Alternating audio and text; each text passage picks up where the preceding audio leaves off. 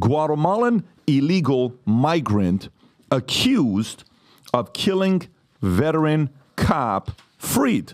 Okay, is there a video with this one that you want to show? Was there one, Rob, where he's walking out? So let me go with this, and then Vinny, I'm going to come to you. Okay. Virgilio Aguilar Mendez, a Guatemalan migrant, has been released after spending 10 months in custody, accused of killing a veteran police Florida cop, Sergeant Michael Konovich. The charges were dismissed by the 7th District State Attorney Office, citing Aguilar Mendez's incompetence in stand trial due to language barriers and concerns about his intellectual capacity. The arrest...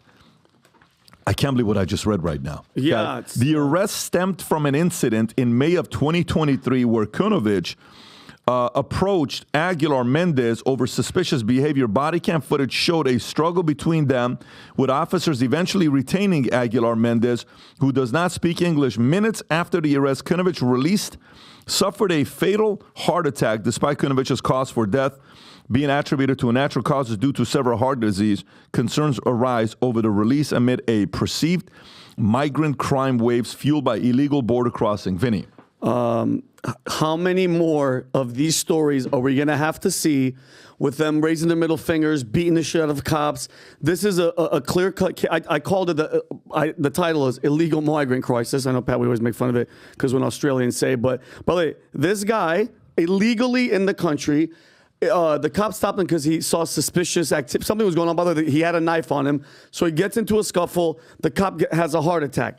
None of this happens. This moment, this incident doesn't happen if the illegal person isn't in the country. And his lawyer, that scumbag right there, is like, they violated his constitutional right. The Constitution, it doesn't apply to me for an illegal person that didn't even come into this country legally. And that's one thing, okay? I called it illegal migrant. So in Chicago, I'm just gonna go down the list, Rob, you don't have to show anything. In Chicago, okay, they're having an outbreak of measles, okay, in the city-run shelters. Now they're going to require migrants staying there to get the MMR vaccine to prevent further cases.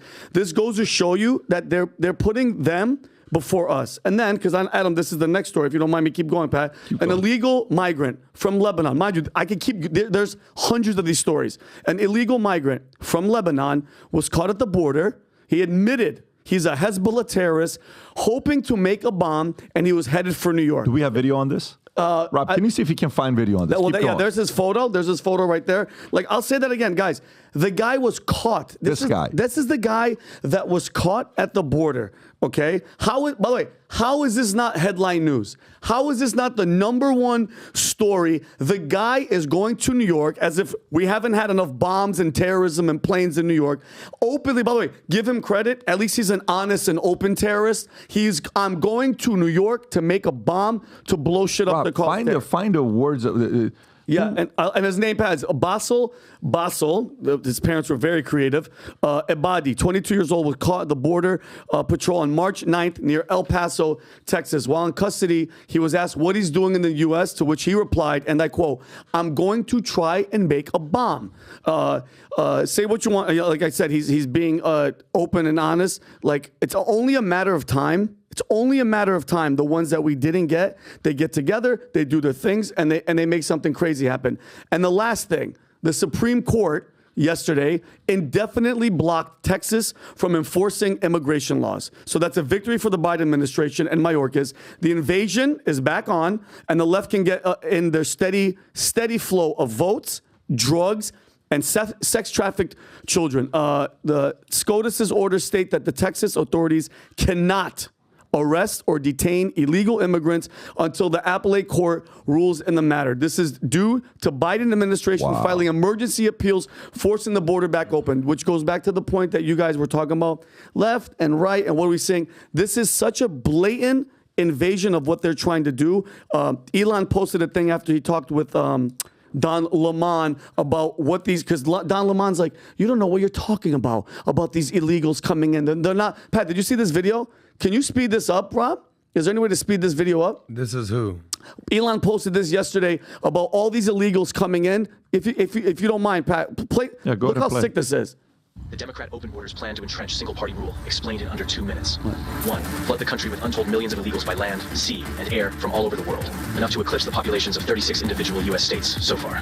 2. Prioritize the needs of these millions of non-citizens over the needs of the American citizen, with free flights, buses, hotels, meals, and phones, ensuring their loyalty to the political party that imported them. 3. Keep them in the country at all costs, even when they commit violent crime like murder and rape. Attack the language used to describe the criminals, as opposed to the criminals themselves. Slander critics as racist. 4. Ensure their privileges are made irrevocable with city and state sanctuary laws that act as population magnets. Codify permanent status and ensure non-cooperation with ICE. 5. Count the non-citizens in the census that will determine congressional apportionment in the House of Representatives. As of now, that would equal 13 extra congressional districts, a tremendous amount of electoral power. 6. Wage a massive, heavily funded lawfare campaign to change state voting laws that legalize mass mail-in ballots, no signature verification, and no proof of citizenship requirements, making it nearly impossible to prove voter fraud. 7. Lock in the permanent voting majority with campaign promises of lavish benefits and permanent privileges, enshrining generational fealty to the Democrat Party. 8. Win elections. 9. Entrenched single-party rule has been achieved. Like, The best part? Your tax dollars are paying for it. like, think about it. That's exactly what's happening. And like, I'm going back to the cop that died dealing with an illegal. It's only a matter of time till one of the terrorists that they didn't catch actually makes it to New York. But like, because in all reality, they're already there. They're already where they need to be. They just caught this one guy, and it's only a matter of time till it happens. And it drives me crazy that these people, like Lake and Riley's family, has to mourn. This cop's family has to mourn because none of it happens to these people like Mayorkas. Do you think Mayorkas or Joe Biden or anybody in the administration's family is getting affected? Is any of their family members getting killed, Pat? Or any of their cop cousins getting dealing with the guy that had a knife? No, and that's why I don't wish negative upon people, but I hate the fact that it's happening to good people and not to them. Tom, thoughts? Well, before people react to the Supreme Court on this one real quick, the Supreme Court made the right decision. State do state things, federals do federal things, and Texas can't arrest people that the federal government says can come across the border. The problem is the federal government allowing it to happen. Once they're in Texas, Texas can arrest them for doing illegal things and protect its people. But the fact that that's a federal border that the federal government says can be porous is the crime here. And Texas is trying to do everything they can to protect its people. But in this case, the Supreme Court is right, and I hate that they're right, but they're right. And what I see in this is, how can you not read it like this? How can you not read that they're just trying to put in a single party rule and a permanent majority? For what? Okay. What is it? It makes you believe in the whole globalist agenda that this is only chapter 1. Rob, here's what I want you to do. Can you do me a favor and type in the word of the terrorist? Basel Ebadi. Yep. Okay, now I want you to see this. Okay, and go to, okay, look at, no, don't do anything, just zoom in a little bit, zoom in if you could. Who's written about it? Fox News, New York Post, Hindustan Times. That's it. But do me a favor, go more news, and zoom in. CNN wrote about it, right there, go down, right there, Fed investigates Lebanese. NBC wrote about it, okay, no problem. CNN. Migrant caught at border wrote about it, okay, keep going. And nobody else. Now, take that name and go to YouTube. Okay, take that name and go to YouTube, copy, paste, and go to YouTube and type in the name of the guy. Just copy, put the name in. Nobody commented on it. Wow. Unbelievable. Go lower. The only person that commented on it was New York Post. Look at that. And look how many views it got. 2,300 views. Is that crazy? Go a little lower. Basel is Switzerland. Basel, Switzerland. Keep going. There it is. It's sad to see the state of affairs. Okay, they just talked about it right now. Maybe that's what that story is about 44 minutes ago. And that's it. There's nothing else about that story. Weird, isn't that? Like, how do you take that? Why not? How is that not number one? Maybe they're going to respond to it today. Maybe, we're not being fair with them, where they're going to be reacting to it today. Maybe there's so many stories that they don't want to. Maybe they're so immigration out, where they're kind of like, man, we've been doing so much of this illegal immigration stuff that we have to get some new stories here. Mm-hmm. And maybe they just don't want to cover the story because it goes against the story that they want, especially the mainstream media. Well, the beauty for them is, though, guess what? Once it does happen, and it's going to happen, something is going to happen, you know what they're going to say? Well, guys, we love people. We want to let everybody in because the Statue of Liberty, and that's how they're going to spin it. They're going to win regardless. Here's some stats that Kelly sent in. The ones they caught In 2023, 169 individuals on the terrorist watch list apprehended. Were caught. Right, caught. Got you. 18 individuals on the terrorist watch list apprehended in September alone. At least 1.7 million known gotaways since 2021, okay? 598 known gang members arrested in 2023, including 178 from MS-13 coming into the streets here. Go ahead, Adam. Well, this is why this is the number one issue in the country at this point. You know, a year ago it was inflation. You know, they famously say it's the economy, stupid. At this point, how can this not be the number one issue in the country? This is a national security issue. This is everything and everything in between.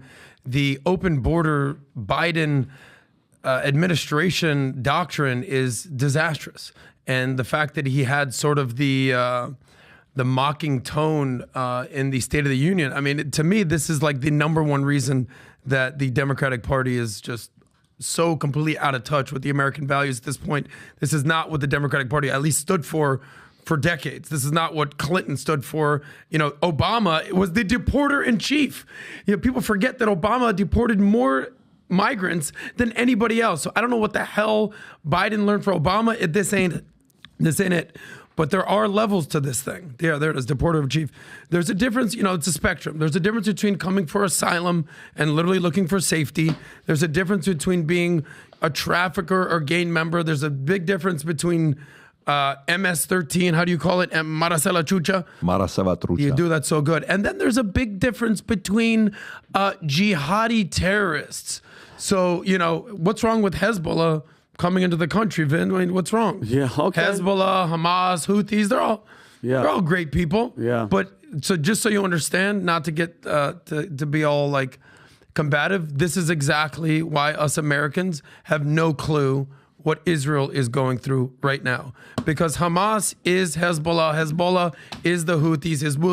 Houthis are ISIS. It'd be the equivalent of Canada, Mexico, Cuba, all trying to blow up America. So yes, I mean, not to get all into the Israel situation, can you talk about Netanyahu and what they're doing a little extreme?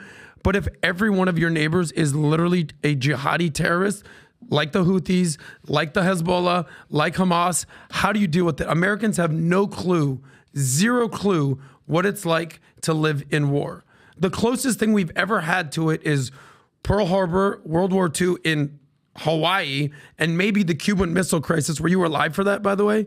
Cuban Missile Crisis. 9/11 was pretty bad. Okay, that was bad, but it's not like they were attacking each one of us. That was one big thing. Horrible. I get it. And your friend Steve Schmidt thinks that January 6th was worse than that. Yeah. But we have no clue what it's like protecting your citizens if every single day you're dealing with somebody literally trying to come into the country and kill you. By the way, big difference. Guess what? Yeah. Mr. Handsome, single, connecting with women that want to have babies. And men. You know, but you can't have babies. We got to get you to respond back faster than 7 days. But We'll do our best. the one thing that I want to tell you is the following. You ready?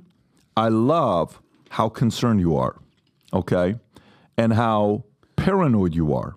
And by the way, I'm thinking of what you're saying, and I'm actually visualizing how concerning it would be to raise your kids in that climate. Just like my parents were worried about raising me in Iran. They should be, yes. And did Iran lose democracy? Yes. Yes. Do you see the risk But of... Iran never had a democracy. Well, under the Shah, it was a very... It was imperialism. It was imperialism, It wasn't but it was democracy. it was like UK, Britain, okay? It was like UK, Britain, because you had a king, just like they have a king. You had certain similar capitalism was alive. You know, people would be very... If the leaders of the world wanted to meet somewhere, they would go in Iran and have business meetings. Okay, then go on other places. There's no doubt that under the Shah, despite critiques, was way better than whatever the theocracies going on there. But you know what happened? No doubt, yes. He did not believe the threat of Khomeini. The Shah thought he was not a threat. And all his people from the inside, his Savak, which is our CIA, UK's MI6, when they told him, this guy Khomeini, stop thinking he's not a big deal. His tapes are circulating in the streets and people are listening to him. They're sending the tapes and they're telling people to dub the tapes and give it to everybody else. Boom, Iran falls. That's when? February of 1979, January of 1979. That's how many years ago? 45 years ago. Iran is still a dangerous place where you and I cannot go there for vacation, and I'd love to go there today. If I had my way, I'd love to take the kids there today, but it's not a safe place to take there. That's the part where all of these people are coming the way they are. Borders are wide open. 10 million people came in. Maybe the democracy is on the line if we don't get our act together in 2024. And I can no longer remain in today's Democratic Party. Tulsi Gabbard says she is no longer a Democrat. A potential Tulsi Gabbard VP. Where we are being told that we just have to comply and go along with whatever they say. American people are smarter than this. However, we must remain vigilant to recognize their propaganda for what it is, pure lie. Unfortunately, we live in a time where free speech is under attack. Whatever they say goes, and we have to just follow. And the people who suffered under your reign as prosecutor, you owe them an apology. Taking on Kamala Harris on a debate stage before, I would look forward to doing that again. So if you like this clip and you want to watch another one, click right here. And if you want to watch the entire podcast, click right here.